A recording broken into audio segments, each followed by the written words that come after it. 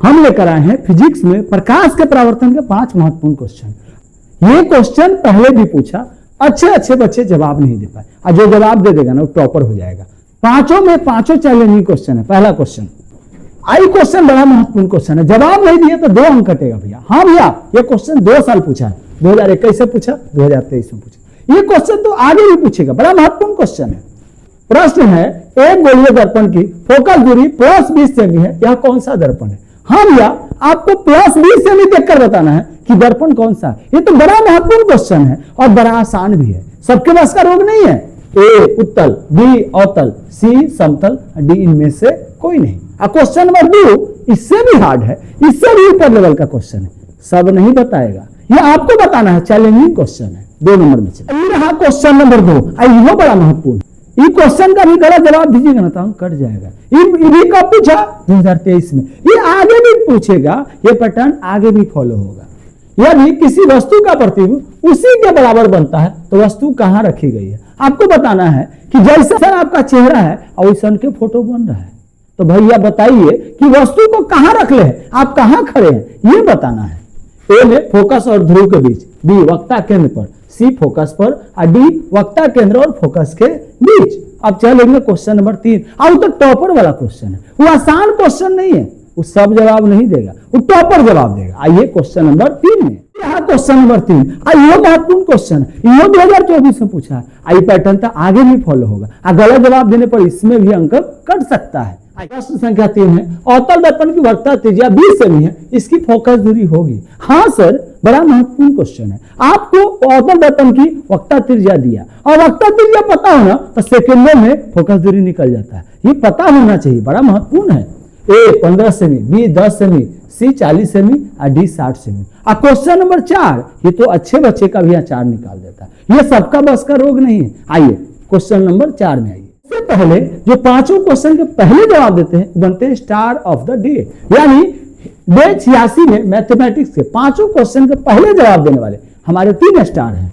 एक स्वर्णा सुमन, मोतीपुर मुजफ्फरपुर बिहार, दूसरा आशुतोष कुमार, मोतीपुर मुजफ्फरपुर बिहार, और तीसरा अमन कुमार, मोतीपुर मुजफ्फरपुर बिहार। इन तीनों को बहुत बहुत बधाई। और आज का सब्जेक्ट फिजिक्स है, और फिजिक्स के भी 5 क्वेश्चन का पहले जवाब देकर आप बन सकते हैं स्टार ऑफ द डे। अगले वीडियो में तो आपका नाम आएगा।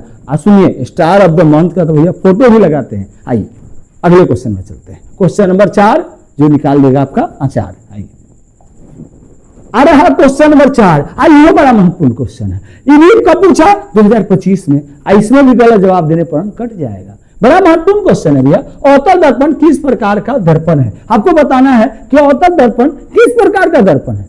हाँ भैया, वो प्रकाश को एक जगह कर देता है कि फैला देता है, ये आपको बताना है। ए अपसारी, बी अभिसारी, सी अभिसारी और अपसारी दोनों, और डी इनमें से कोई नहीं। अब 5 पूरे प्रकाश के परावर्तन का सारांश है, सार है। आइए क्वेश्चन नंबर 5 में। 5 बता दिए, सब बता दिए। आइए रहा क्वेश्चन नंबर 5। आई भी महत्वपूर्ण है, कब पूछा? 2026 में। आई तो आगे भी फॉलो होगा, ये पैटर्न आगे भी बनेगा। बड़ा महत्वपूर्ण क्वेश्चन है कि जब वस्तु अनंत पर हो तो अवतल दर्पण में प्रतिबिंब कहां बनता है? हाँ दोस्त, बताना है कि वस्तु कहां? अनंत पर हो, बहुत दूर हो तो उसका प्रतिबिंब कहां बनेगा?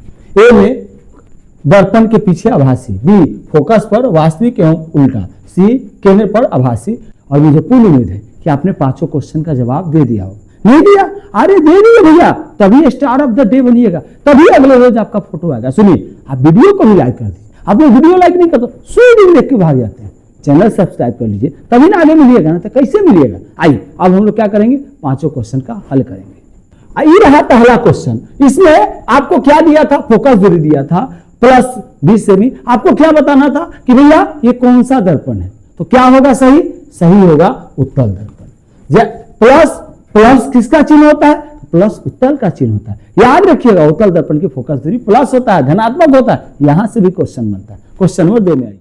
किसी वस्तु का प्रतिबिंब उसी के बराबर बन रहा है तो वस्तु को कहां रखा गया, यह बताना है। और सही आंसर होगा कि वस्तु को कहां रखेंगे? वक्ता केंद्र पर। अगर वस्तु को वक्ता केंद्र पर रखेंगे तो उसका प्रतिबिंब वक्ता केंद्र पर बनेगा। और कैसा बनेगा? वस्तु के बराबर बनेगा। है ना महत्वपूर्ण? है कि नहीं? अब आप 3 में आइए। 3 था कि भैया वक्ता त्रिज्या दिया था, आपको फोकस दूरी बताना था। वक्ता त्रिज्या दिया रहे तो फोकस दूरी निकालने के लिए क्या करते हैं? F बराबर R/2 यानी 20/2 और कितना आ गया 10 सेमी आ गया, कितना आ गया 10 सेमी आ गया।